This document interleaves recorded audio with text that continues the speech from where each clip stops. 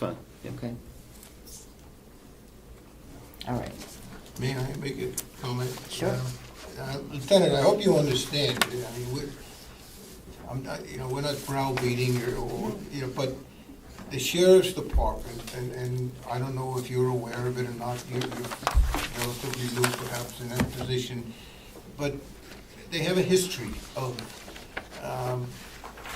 utilizing funds for things other than they were properly appropriated for.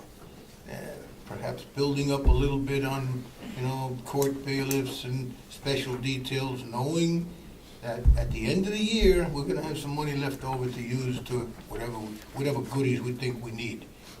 That's been the history. So that's why at least in my case, that's why I'm being, a little bit cautious on some things. Okay. Yep. Okay, education and conferences was the next one on my list. What is included in that area? Both deputies deputies are, all officers in the state we have to have 8 hours of use of force training as well as 8 hours of continuing education that's required by law. So we have to pay for that. And we also have deputies that have specialized training in certain areas, and we pay to keep them up to speed on that type of thing. There's new investigative techniques that come out that we come up upon that we need that type of, and with the dispatchers, we need to send them down for spot certification. When there's updates, they need to go to that. There's also But wait, I hope that's not budgeted here. No, I'm just answering for the question on the Okay. other side. Okay. That's on it's the same line item on a different Okay. side, so. And there's conferences that they go to with new dispatch techniques and new software that comes out and new, again, it's just keeping up to speed on what's going on out there and keeping our guys certified and current. Okay. Do the deputies go down to Concord for their use of force training, or do we have someone come up here to do that? Sergeant Thompson does the use of force training for our department. Okay, so he has the, Certifications, yeah, he Yes. actually does it for a lot of the officers in Carroll County. okay.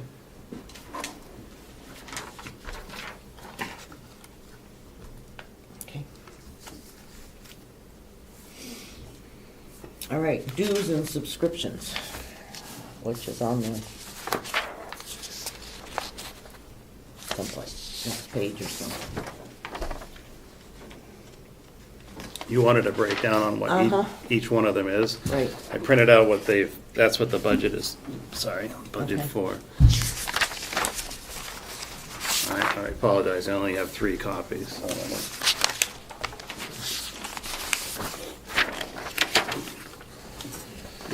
Thank you. Make them happy. Okay. He's senior here, right? Lieutenant, that's exactly what I'm talking about, on an addendum to a line item to explain exactly what the No, line item covers. I understand, yes. Yeah.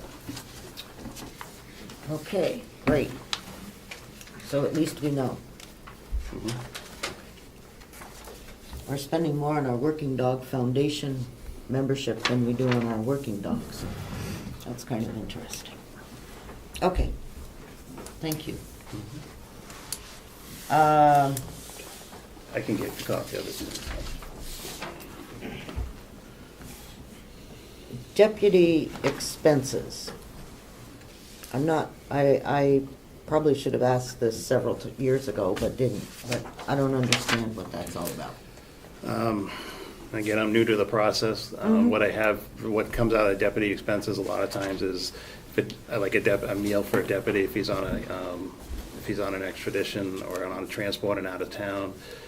Sometime with the uniform expenses, deputies come and go, and we end up having to buy some random uniform, like a bulletproof vest under deputy expenses, that type of thing. So what you're telling me, if I'm, what I'm trying to understand is that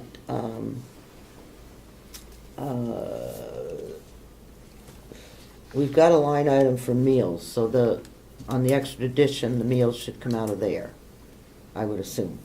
the items for prisoners' meal, correct? No, it says meals. I don't know whose meals they are. As a, This is 051. Yeah. yeah, that's typically for prisoner meals. Oh, these are prisoner meals. Why would we pay for prisoner meals? Because we have to. We can't just make them go hungry if we're transporting them. If we pick a prisoner up from Concord, or when we're transporting them and they're at court all day and transporting them back, sometimes we need to stop and get them a meal. A lot of times, if we can, we'll call over to the nursing home. They'll put a meal together for us, and we feed them that way, but then they still won't bill us for it sometimes. Okay, so these meals are prisoner meals. We don't feed them very often, though, apparently. Well, it's, what pretty- he's saying is we don't transport them very often. There you go. No, we do, but a lot of times the meals are worked out a lot. Yeah, they're only over there for the morning and they're back for the meal or that type of thing, so. Okay.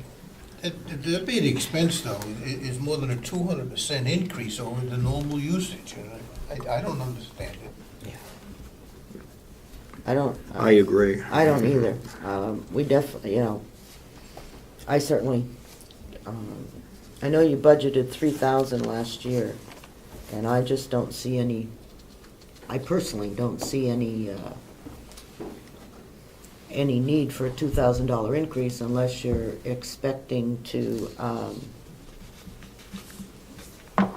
unless you're aware of some extradition thing that is going to have to take you to California and back 2 or 3 times. 2 or 3 times. Yeah. The extradition's usually, a lot of that's paid out of the county attorney's budget, but we do incur some of the, Well, my point is that we're going from 3,000 to 5,000. And I realize that $2,000 isn't very much, but on the other hand, I do think that it's important that we be realistic with the taxpayers' money. That's correct, Madam Chair, if you base it on just the last year, but if you base it on the average usage for the past 3 years, it's more than a 200% increase. No, I won't argue or disagree. Did you have a? No, Okay, all right, so we'll look at that. you did have one extradition though, didn't you, to Florida? You had to get down and get somebody in Florida? we've had a few extraditions out west, but the extradition actually comes out of the county attorney's budget. Some of the deputy expenses that I'm talking about with the meals are, like, if we're going to, we don't charge the county attorney if it's in New England. Like, sometimes we have to go 5 hours up into northern Maine and 5 hours back, and that's a 10-hour turnaround, so we feed the deputy, and sometimes we'll have to get the prisoner meal or something along those lines. If it's an extradition where we're gone for 2 days, like we've gone to New York this year, I think we've gone out west, we've gone to Florida, but if it's New England wide and we can make it in a day and back, then that's when that usually will come out of that.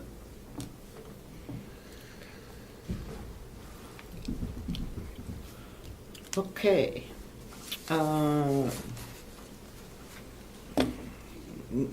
Moving on to radio communications. I see that we're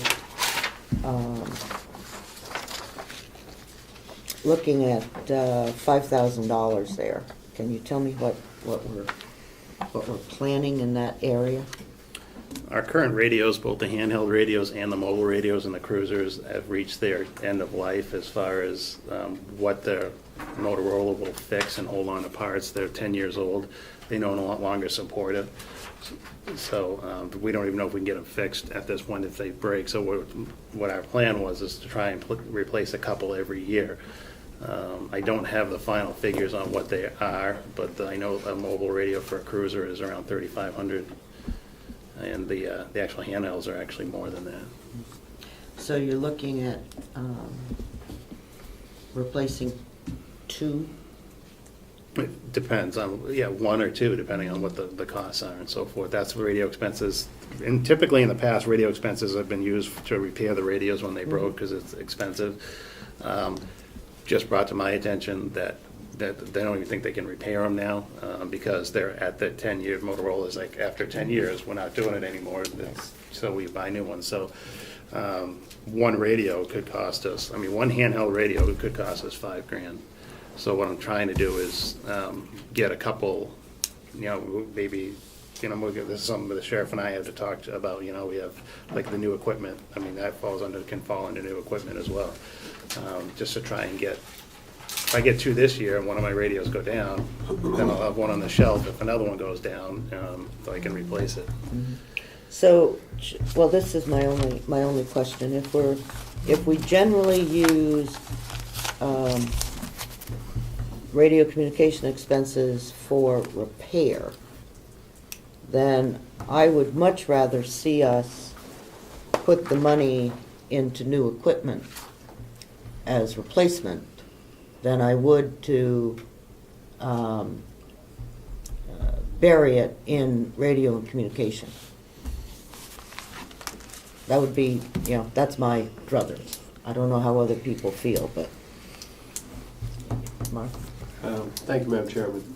I guess I have a concern. I apologize for being late, being tardy to be here, but I sat through 5 questions that I know were submitted to the Sheriff's Department that I had seen previously, and I'm sitting here without the benefit of the Sheriff, and I'm here with the fine lieutenant, but I see 3 of the questions we don't have answers for, which were items that we'd asked specifically for. And perhaps there's already been a good reason for that, but someone should be here to answer the questions. Secondly, we're talking about a $5,000 expense for some new radios or repair new radios. And it might be that one radio costs $3,000, it might be that one radio costs $2,000. How many radios need to be replaced? That shouldn't be, let's see how much money we end up with.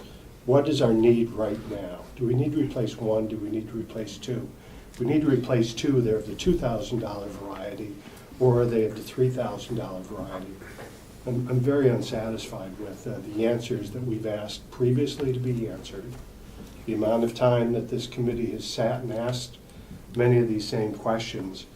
And I'm optimistic that as we go through this list, we're going to start getting some answers. That's no reflection on you, Lieutenant. No, and the radio expenses that's typically for radio repairs. My only point now is we're not going to be able to, there's a lot of good portion of it we're not going to be able to repair, and that was my only. I understand what you're saying. I don't have any. We might be able to. They might support it for another year. Might be able to repair them. That's what typically we go through that.